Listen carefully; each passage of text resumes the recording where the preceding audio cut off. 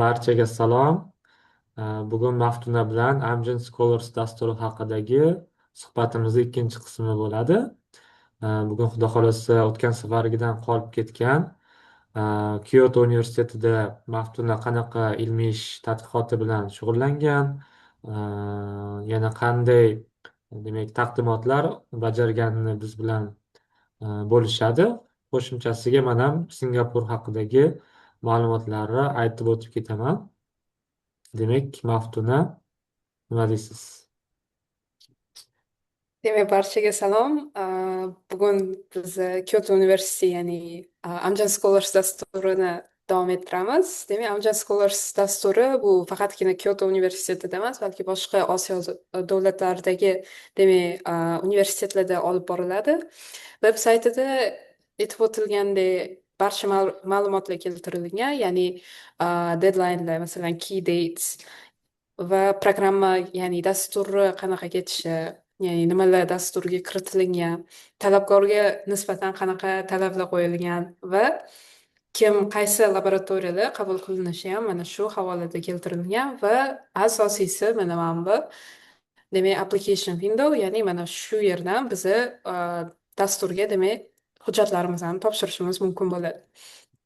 Va bundan tashqari yana ko'rib turishingiz mumkin, o'ng tarafda ham juda kerakli ma'lumotlar keltirilgan. Masalan, Kyotoda qanaqa hayot kechishi haqida ozgina ma'lumotlar bor.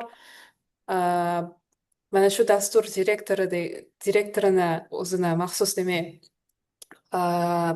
messeji keltirilgan. Bundan tashqari yana eng asosiysi bu frequently asked questions, ya'ni FAQ havolasida berilgan. Bu mana ko'rishingiz mumkin. Buni ham juda user friendly qilib, ya'ni bir kategoriyalab yozib chiqishgan. Ya'ni ko'pchilikda savollar bo'lishi mumkin. Masalan, application haqida, ya'ni can I apply to the Amgen Scholars program at more than one institution? Ya'ni Amgen Scholars program dasturidagi bitta institutdan tashqari yana boshqa universitetlarga ham topshirishim mumkinmi deb, masalan, yoki mana bu ikkinchi savolga keladigan bo'lsak, masalan, men Javobini ham magistratura ko'rib keting. studentiman va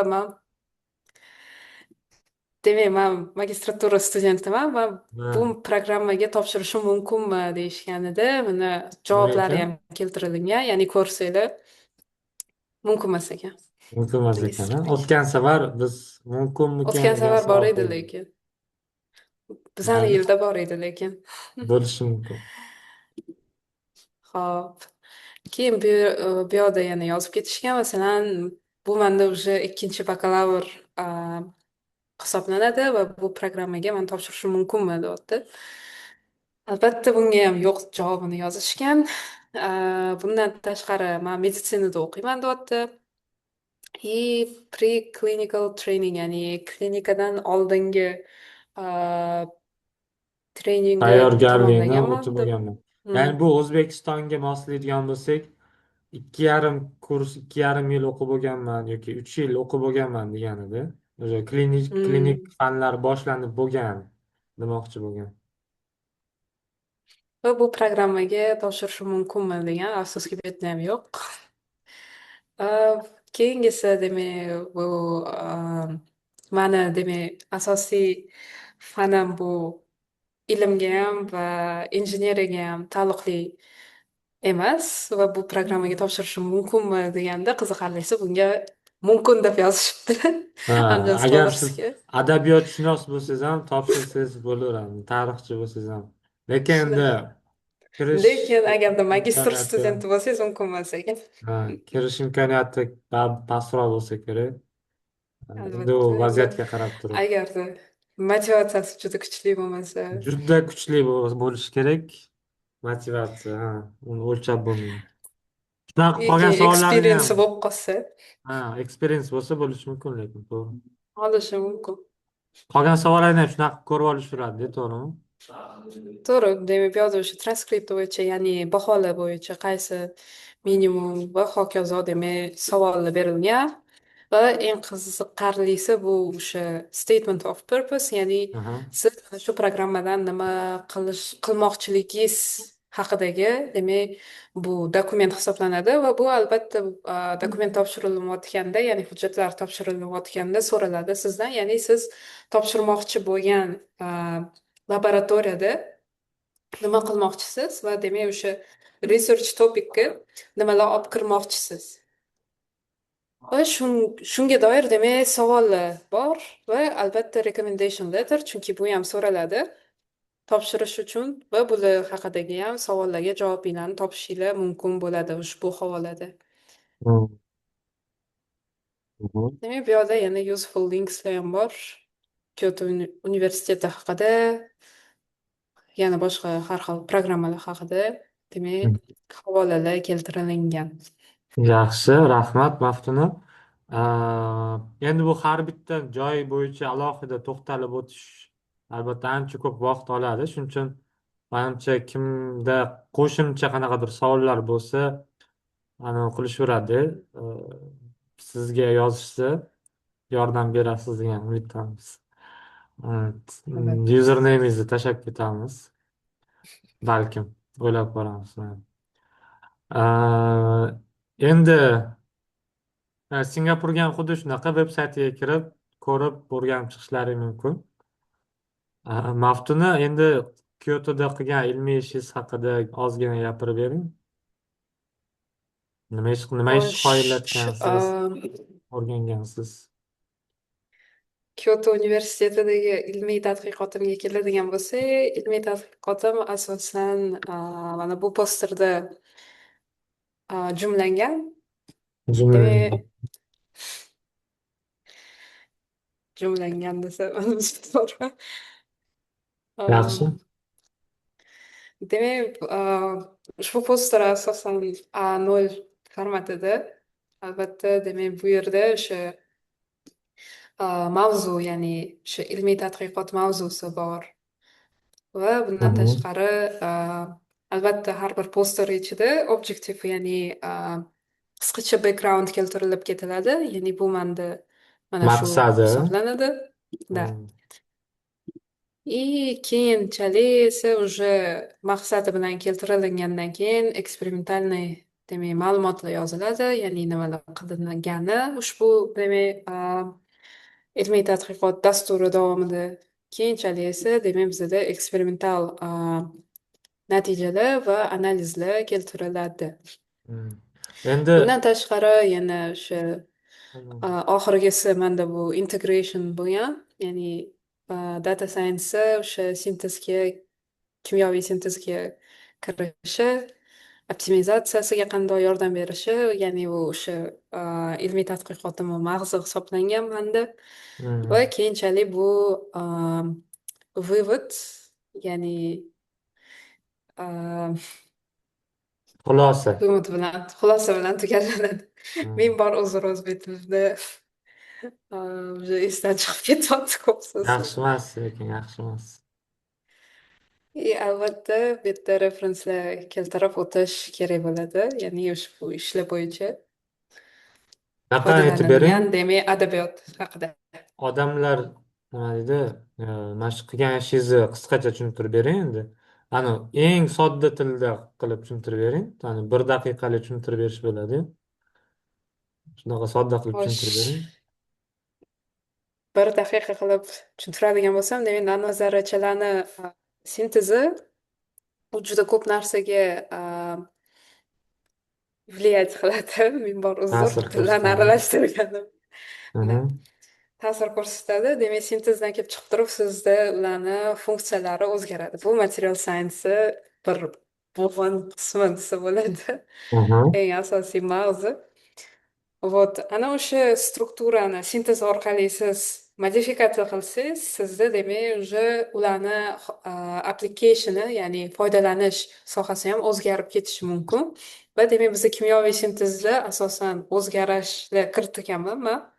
Va o'zgarishlar kiritish natijasida manda ikki xil nanozarrachalar hosil bo'lgan. Biri demak bu rod shaped nanozarrachalar deyiladi. Ikkinchisi esa demak sferichskiy nanozarrachalar hosil bo'lgan. Bundan keyin biz ularni analiz qilganimizdan keyin biz ularni demak rakoviy kletkalarda o'rganganmiz, chunki aynan shu nanozarrachalar, ya'ni mezoporos silika nanozarrachalari bu aynan o'sha rak kasalligidagi demak dorilarni yetkazishda ishlatiladigan nanozarrachalar hisoblanadi. Mhm. Va buni tekshirish uchun biz ovikar 8 rak kletkalaridan foydalanganmiz va ushbu rasmda ko'rib turganinglardek bizdagi nanozarrachalar demak hujayrani yadrosiga juda yaqin joylashgan va bu уже progress ko'rsatadi. Keyinchalik demak biza bu sintezni qanaqa qilib, ya'ni data science, ya'ni Data science bo'lursiz. искусственный intellektda kiritish mumkinligini o'ylab, data science qanaqa qilib ishlatish mumkinligini ko'rsatganmiz. Ya'ni bu yerda bizda o'sha sintezni optimizatsiyasini yanada yengillashtirish uchun data science'ni integratsiya qilish uh, propose qilingan. Ya'ni bu yerda demak foydalanuvchi o'zini variable, ya'ni o'zgaruvchanlarni kiritadi o'zini o'sha objektivi bilan, ya'ni maqsadi bilan. Keyinchalik uni уже neural network, ya'ni AI algoritmi o'zini o'sha datasiga asoslanib, ya'ni bundan oldingi qilingan sintezlarni ishini inobatga olgan holatda keyinchalik sizni demak rezultatingizni natijasini aytib berishi mumkin, yoki sizga naоборот balkim даже o'zi qanaqadir bitta protokol yaratib berishi mumkin bo'ladi. Va Mhm, hozirda mhm. уже ancha bunda progress bor. U paytlarda bu yangi narsa hisoblanayotgan edi, ya'ni Hmm. is sun'iy intellekt sizga demak protokol tuzib berishi, siz xohlagan demak natijaga Mhm, erishishingiz uchun, ayniqsa nazarrachalar sintezida. Demak, bu mhm, yerda qisqacha qilib algoritm keltirilgan, ya'ni qandoq qilib bizada sun'iy intellektni shu kimyoviy sinteziga optimizatsiya qilishimiz mumkinligi mhm. haqida. Birinchisi Tushunarli. albatta parametr, ma'lumotlar yig'ishi, arxitekturani qo'yilishi, ya'ni qanaqa demak neural network ishlatilishi, keyinchalik bu sun'iy intellektda demak biz train qilamiz va oxiri deployment va test bilan Mhm, yakunlanadi. mhm. Yaxshi, rahmat. Mana bunda fluoressent rasmlar o'zingiz olganmisiz o'sha yerda? Da. Mikroskopda? Mhm. Yaxshi. Xo'p, yana nima aytib bera olasiz? Laboratoriyada ishlagansiz. Qanday bo'lgan laboratoriyada ishlash? Laboratoriyada ishlash juda qiziq. Juda qiziq. Ayniqsa, ну, laboratoriyani ham hozir уже ikki xil turi bo'lib ketdi. Ya'ni wet lab bilan dry lab. Mhm, Bu o'sha dry mhm, labda asosan o'sha data collection, data analysis qilinishi. Wet labda как раз таки o'sha kimyoviy sintez bilan shug'ullanish bo'lib qoldi hozirgi kunda. mhm, Albatta, wet labda ishlash juda ko'p ehtiyotkorlikni talab qiladi mhm, mhm, va chunki u yerda bilamizki, ko'pgina demak ishlatiladigan moddalar bu juda xavfli moddalar hisoblanadi, kanserogen mhm, bo'lishi mumkin va ularni mhm, demak tabiatga zarari ham yetishi mumkin agarda noto'g'ri demak siz uni utilizatsiya qiladigan bo'lsangiz. mhm. Ani ishlagan professoringizni ham bitta ko'rsatib bering vaqtini. Tamanoiyda adashmasam.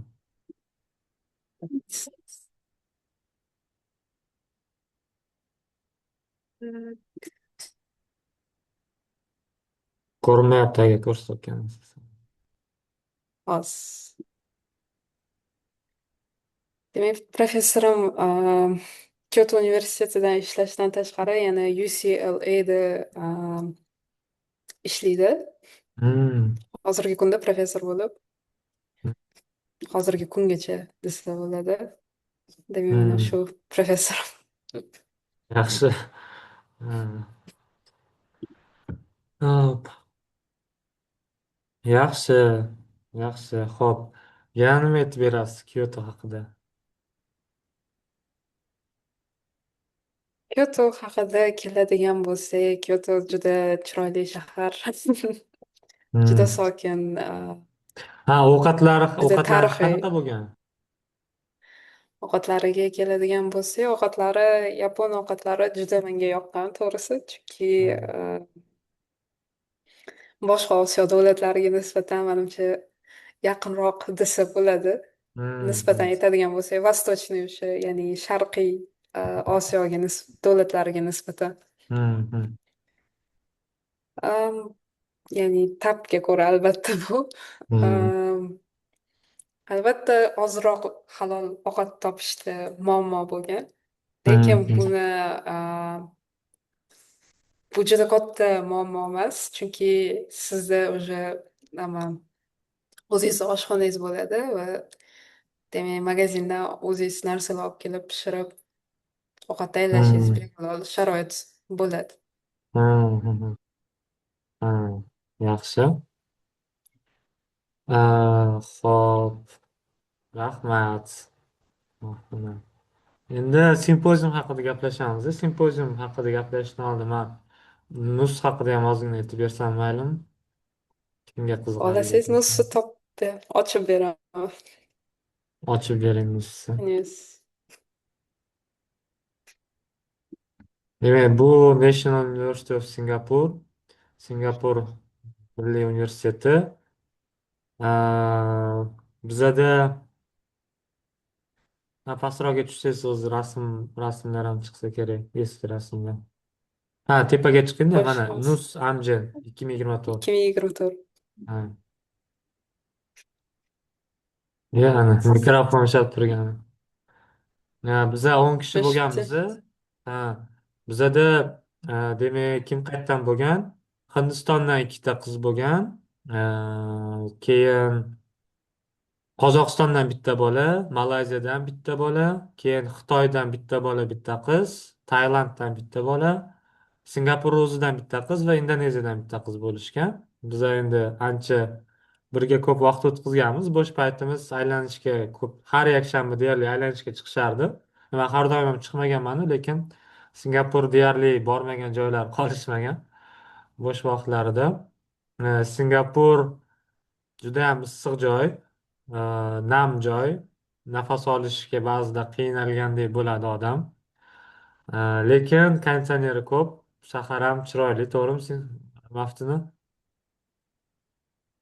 Shahar Ishlayapti. o'zi chiroyli. Ha, ishlayapti. Ha, bu yoqda biz o'zimiz fikrlarimizni qoldirib ketgandik. Keyin Singapurda bizada nima bo'lgan? Biz hujjat topshirganimizda professor tanlash kerak bo'lmagandi. Biz kim qanaqa ishlar borligini bilmaganmiz. Hujjat topshirganimizdan keyingina bizni qabul qilishgandan keyin demak keyin professorlarni ro'yxatini berishgan.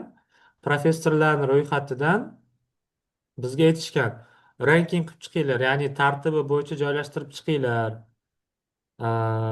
O'zinglarga yoqqan professorlari deb so'rashgan. O'sha tartibini yozib chiqqanda man birinchi o'rinda yozgan professorimga borganman. Ya'ni birinchi o'shanga bo'lib chiqqan. Bu degani o'quvchilarni ham o'zini rankingi bo'lganda, shunday preferensiga Mm. qarab turib moslashtirishligi uchun. Xo'p, keyin professor qabul qilgan, u o'zi qanaqa ilmiy ish qilishi ham yozgan bo'lgan. Borishimdan oldin bitta ikkita maqola jo'natishni so'raganman, ularni ko'rib o'rganib turishligi uchun. Va 2 fevralda, 2 iyunda u payt Turkiyada edim. Istanbuldan Singapurga 12 soat uchganman. 12 soat, 10 soat samolyotda uchganman. Keyin Singapurga kelganmiz. Bizga yaxshi stipendiya bergan. O'zi bu yoqda ham yozib qo'ygan qancha stipendiya berishi. Mana benefitsga kiring. Benefits for participants. 6 ming No, Singapur burada iyi. dollari beradi 8 haftalik ish uchun. Birinchi 3 mingini beradi boshida, keyin bir oy tugagandan keyin ikkinchi 3 mingini beradi. Singapur dollari bu taxminan qancha vaqtini? Oddiy Buni dollarda. 7/6 nisbati. Xullas 4,5 mingcha bo'ladida, to'g'rimi? 4,5 ming Mm. dollar bo'ladi. Taxminan 4,5 ming dollar berishgan. Undan tashqari samolyotga pulini olib berishadi.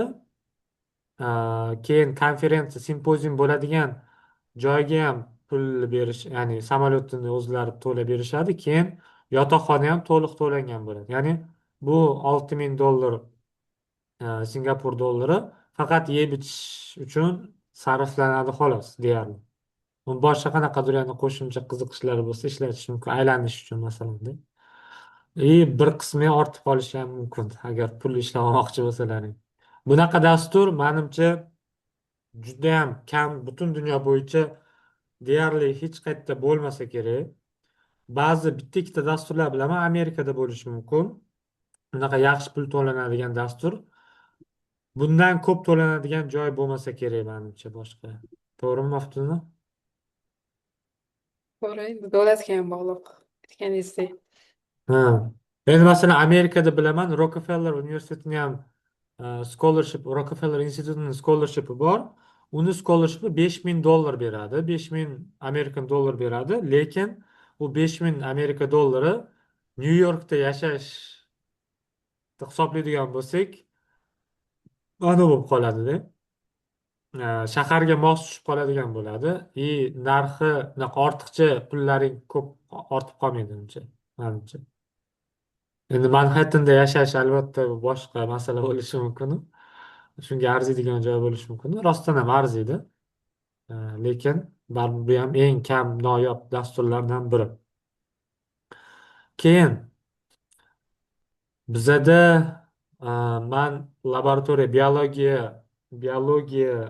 biologik fanlar laboratoriyasida, biological science laboratoriyasida ishlaganman. U yerda demak professorim menga PhD talabani biriktirib qo'ygandi. O'sha PhD talaba bilan qanaqa ish qilishligimizni boshida gaplashib olganmiz.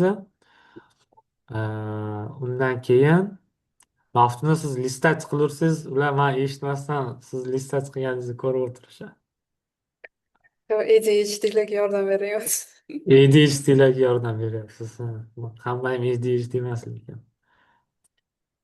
Xo'p, nima deyotgandim? Siz o'sha PhD student bilan gaplashib olgansiz, nimalar qilishinglarni. Ular bilan gaplashganmiz, sразу boshlaganmiz ishlashni.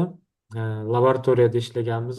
Mani mavzuyim PIN-X1 deb nomlangan tumor suppressor oqsili haqida bo'lgan.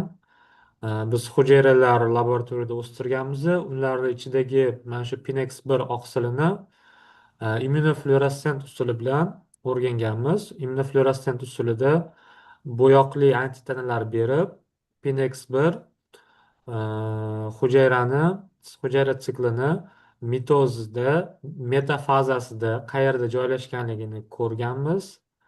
Man boshqa noutbukimda natijalarim bor edi, hozir ko'rsata olmayman sizlarga, ko'rsatib berardim atak. Keyin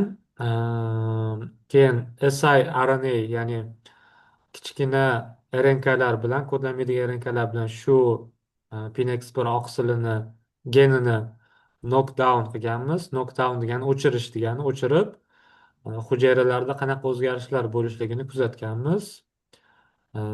Uni ham immunofluorescent mikroskopiya usulida va natijalar olganmiz. Yaxshi natijalar ham bo'lgan. Keyin ularni poster tayyorlaganman. Poster tayyorlaganimda bizni dasturimiz oxirida hamma o'zini taqdimotini qilib bergan, og'zaki taqdimot. 10 ta og'zaki taqdimot qilgan talabalardan, qatnashchilardan ikkitasini tanlab olishgan. Bitta xitoylik qizni tanlashgan, keyin bitta mani tanlashgan. Va biz keyin Tokioda bo'lgan simpoziumga borib, u yerda shu qilgan ishimizni og'zaki taqdimot qilib berganmiz. Qolgan o'quvchilar ham, qolgan ishtirokchilar ham borishgan. Ular faqat poster taqdimot qilishgan. Maftuni boya ko'rsatgan posterga o'xshab, Maftuni ham taqdimot qilganlar u yoqda. Biz keyin Maftuna bilan Tokioda ko'rishganmiz. Biza necha yil oldin ko'rishgandik unda. U ancha bo'lgan edi o'zi. Manimcha maktab paytida. 2-3 yil oldin edi, kamida 3 yil bor edi taxminan. Tokioda keyin ko'rishganmiz. Chunki Maftuna ham xuddi shu dastur bo'yicha Kyotoda o'qiyotgan bo'lgan. Keyin simpozium bo'lgan. Simpoziumga katta olimlar, professorlar, keyin Amjenni o'zini qaysidir ilmiy maslahatchilari kelishgan. Endi simpozium zo'r o'tgan xullas. Tokioda yaxshi otelda qolganmiz. Tokioni aylantirishgan.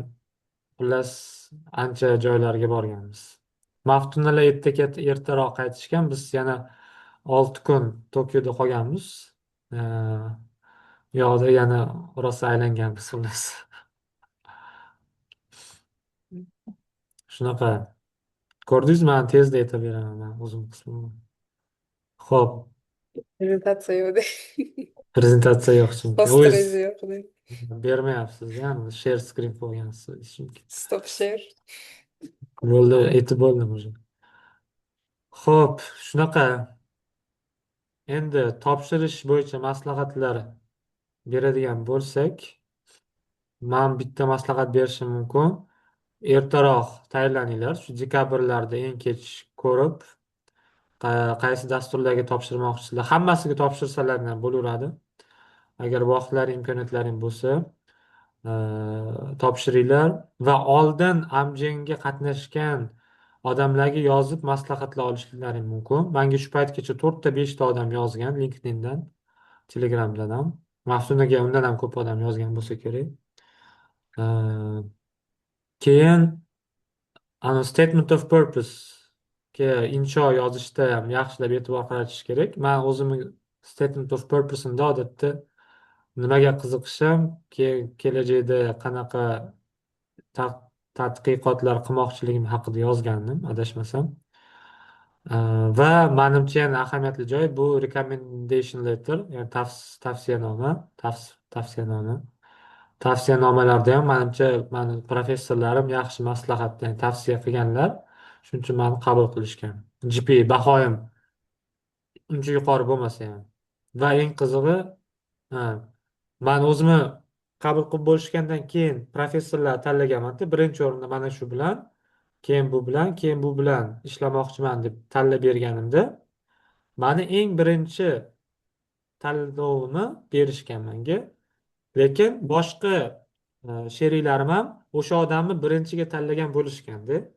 Bu degani man ro'yxatda eng oxirgi bo'lmaganman-da. Men GPA bahoim pastroq bo'lsa ham ro'yxatda eng oxirgi turmaganman, teparoqda turgan.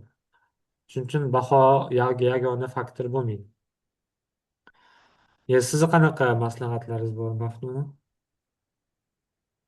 Manimcha shu aytganingizdek asosiy fokusi statement of purpose'ga qaratish, ya'ni o'sha nima qilish, demak, ilmiy tadqiqot programmasi dasturi davomida nima qilishi rostmi nimani rejalashtirib o'sha professorga yetkazib olish kerak.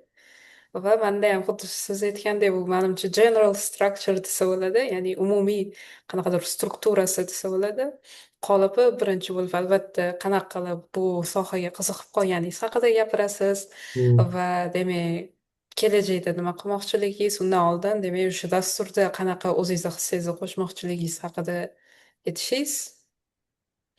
Demak bu o'sha eng asosiy faktorlardan biri hisoblansa kerak manimcha. Hmm.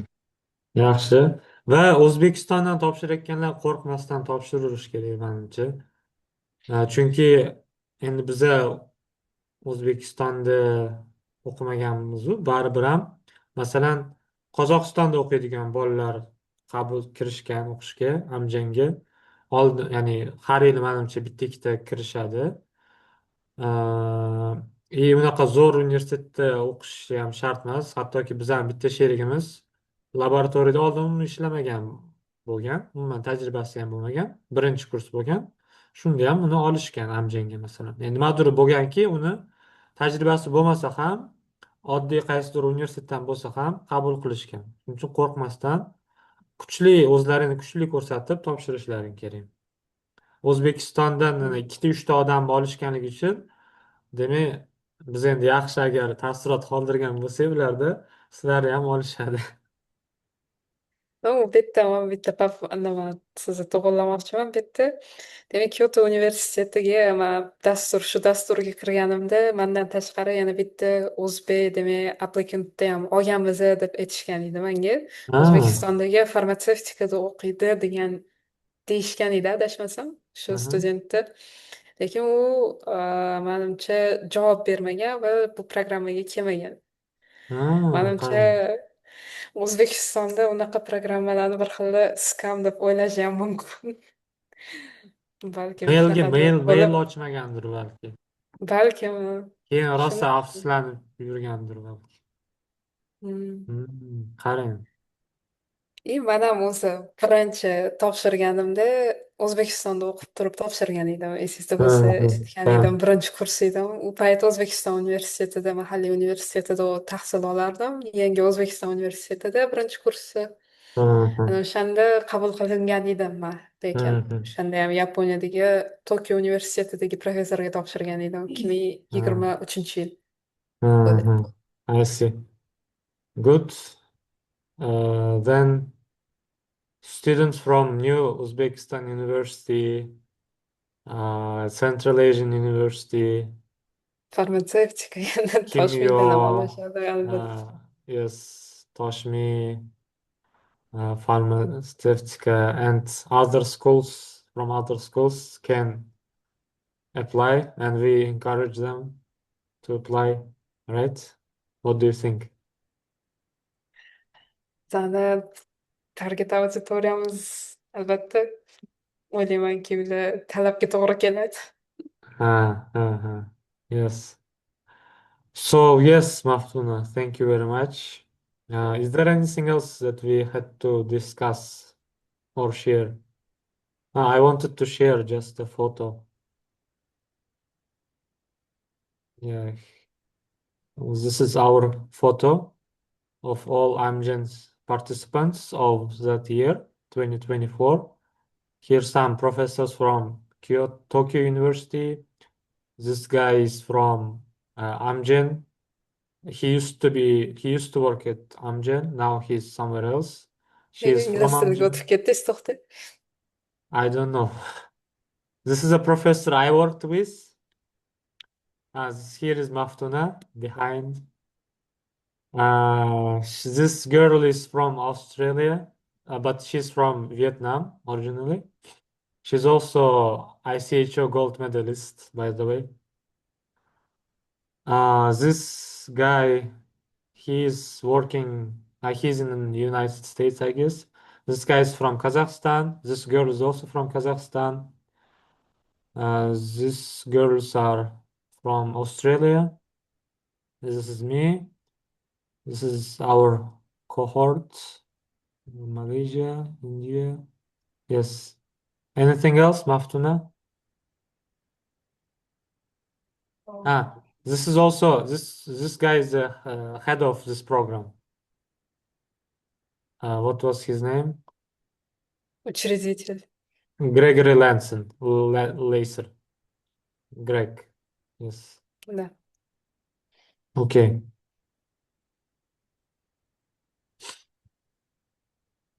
All right. I think that's it. If anyone will have questions, they can leave a comment below and subscribe to our channel. Definitely, please subscribe. It will help us a lot. And leave some good comments. Nice comments. Okay. Fundraiser ham ochib qo'ying-da kanalga. Yeah, of course, if you Поддержка want, qilishmoqchi you can bo'lsa. donate. If you want, you can donate. We would appreciate your support. We should support students like Maftuna, for example. Nega Okay. mana veb-saytga ketadi. Veb-saytlarda Website-ga, tanlaysiz, professional mana editorlar olish mumkin bo'ladi u. shunaqa qilamiz. Videomiz yanada sifatliroq bo'lishligi uchun Albatta. ehson qilib ketishlari mumkin. Okey. Mayli, Maftuna bo'lmasam, katta rahmat. Xudo Rahmat bu xohlasa. vebinarga chaqirganingiz uchun ham, Ha, taklif ha. qilganingiz uchun. Taklif qildim, majburlamadim. taklif qildim. Taklif uchun Ha, taklif uchun. Xudo xohlasa yana podkast qilamiz. Ko'proq Kaustda qilgan ilmiy ishlari haqida. Kelishdingmi? Bo'ldi. Hammaga rahmat. Yaxshi qolinglar.